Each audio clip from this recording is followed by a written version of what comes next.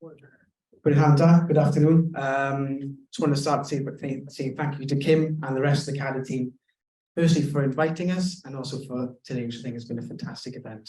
So, my name is Gareth and I am the Dementia Voice Lead for Amgueddfa Cymru, leading on a project called Museums Inspiring Memories, which I'll explain a bit today. And I have spoken to a few today, so I'll give a bit more detail of what the project looks like over the next 3 years. So firstly, us as an organisation, if you can see, so on the, it's a bit dark, but as an organisation, Amgueddfa Cymru is a family of 7 museums, including a National Collection Centre, which is our 8th site for those who came asking earlier on. So that's just on the road. We've got National Waterfront Museum, we have National Museum Cardiff, St Fagans, which is where I'm based. We have the National Roman Legion Museum in Caerleon, the National Coal Museum in Big Pit, which is just in by Navon, the National Collection Centre in Nantgarw, just outside of Pontypridd, and we also have the Amgueddfa Cymru in Carmarthenshire, the National War Museum, and Llanberis, the National Slate Museum. So whilst it's across the country, as you can see, there evidently are gaps in the northeast and particularly within Mid Wales as well. So before we go into the project, let's consider how powerful some objects can be.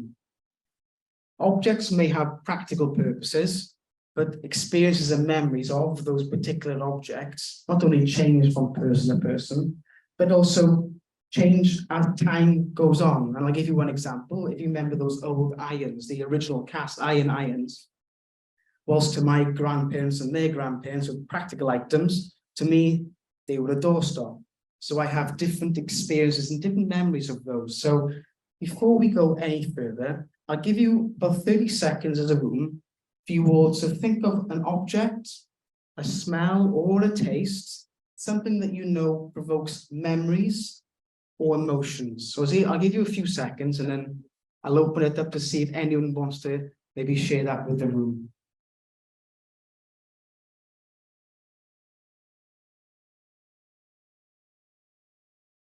It's a bit more difficult than I think, isn't it? Does anyone fancy sharing their object or smell or taste? Yes. Large, crusty loaf of bread delivered.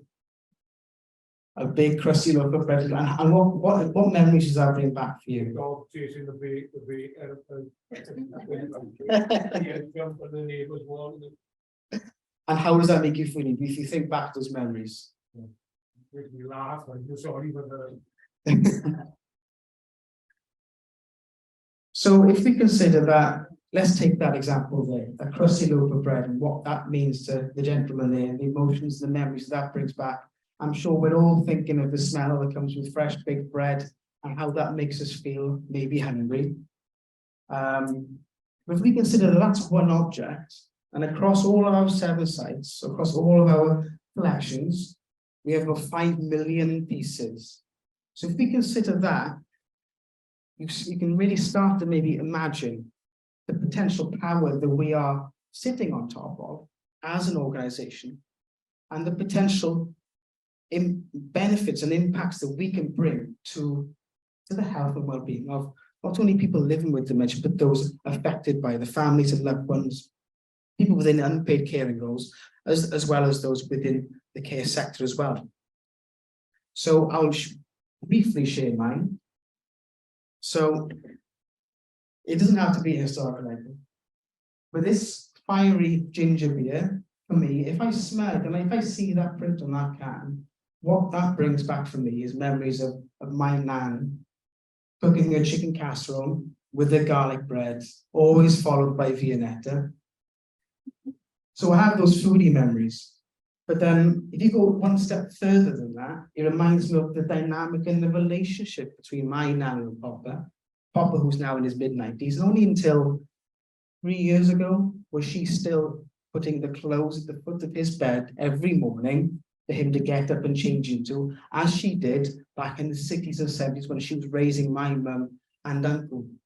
So that one can, whilst insignificant to many, I'm sure, to me brings back those emotions of my relationships but also memories of the relationships of others within my family as well. So as a project, Museum Inspiring Memories is done in partnership between us as an organisation, Amgueddfa Cymru, with Alzheimer's Society Cymru. It is funded by the National Lottery Community Fund, and it is going to be in place for the next 3 years, and we are now in this first formative year. And this is the team. So it's myself, we have Fee in the middle there, who supports us through admin and finances, and Sharon, who I'm sure a few of you here have already met, who is the Health and Wellbeing Programme Manager for the organisation. And the purpose of the project really is to consider all of our collection, all of our resources and those which we could potentially develop, and considering our museums as sites, and also the environments in which those museums sit as objects in their own right.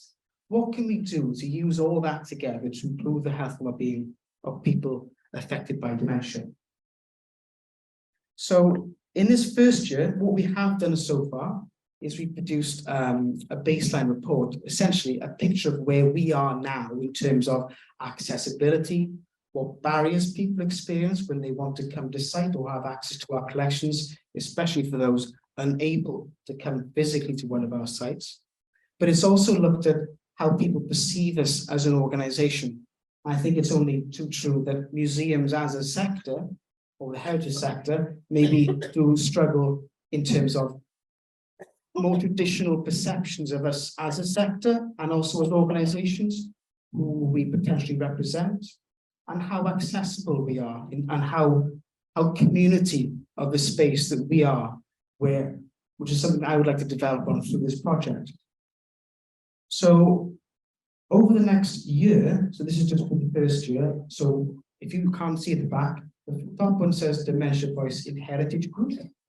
And this is a group we are looking to develop in the coming months. It's going to be a collective of people living with dementia, carers, unpaid carers, people from the heritage sector, staff and volunteers, and also representative organisations, all for the purpose not only of shaping the project, but importantly for advocating for the benefits that come from engaging with heritage and cultural activities. The second piece, the heritage sector staff training package. So this is going beyond looking at awareness, although that is vitally important in our, not only our workforce, but also those who volunteer within the sector.